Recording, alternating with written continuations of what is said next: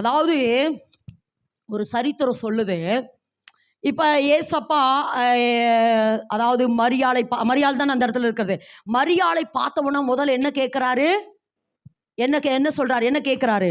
வேதத்தை பார்த்து சொல்லுங்கம்மா. ஏன் அழுகிறாய் ஸ்திரியே, ஸ்திரியே ஏன் அழுகிறாய்? அதாவது விளக்கு என்ன தெரியுமா? ஆதாம் ஏவாளும் பாவம் செஞ்சுட்டாங்க. ஆதாம் ஏவாளும் அந்த கனி என்ன பண்ணிட்டாங்க? புசிச்சுட்டாங்க. புசிச்சதுக்கு அப்புறம் இவங்க என்ன ஆயிட்டாங்க? நிர்வாணி ஆயிட்டாங்க. இல்லை இன்னொன்று சொல்லலாம், தேவனோடு இருக்கிற உறவு அவங்களுக்கு என்ன செஞ்சு விட்டு போயிடுச்சு. தேவனோடு இப்போ உறவாட முடியல. தேவனோடு இப்போ என்ன செய்யல? தேவனோடு உறவாட முடியல. தேவனோடு ஐக்கியமாக இருக்க முடியல. தேவனோட பேச முடியல. தேவனுடைய மகிமையை ருசிக்க முடியல. இப்போ இவங்களுக்குள்ள வேதனை, நல்ல விலைக்கு இதெல்லாம் போனதுக்கப்புறம் இவங்களுக்குள்ள என்ன வந்துருச்சு? வேதனை, துக்கம், கலக்கம்.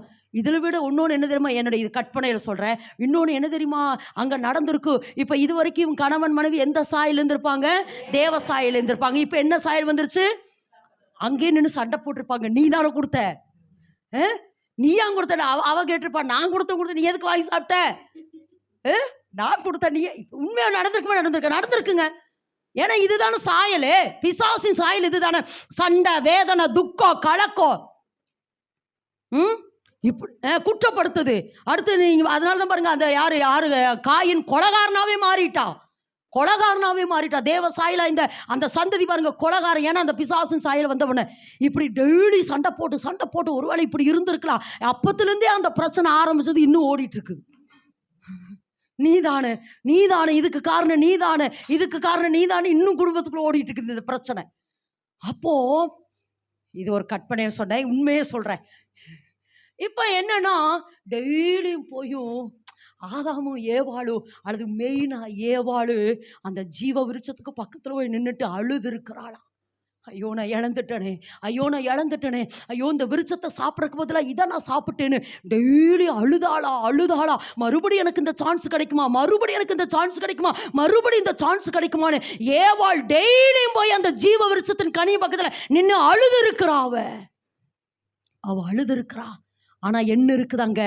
சுடரொளி பட்டைனா அப்படி பட்டயம் சுத்திட்டே இருக்கும், பக்கத்துல வந்தா வெட்டி போடும்.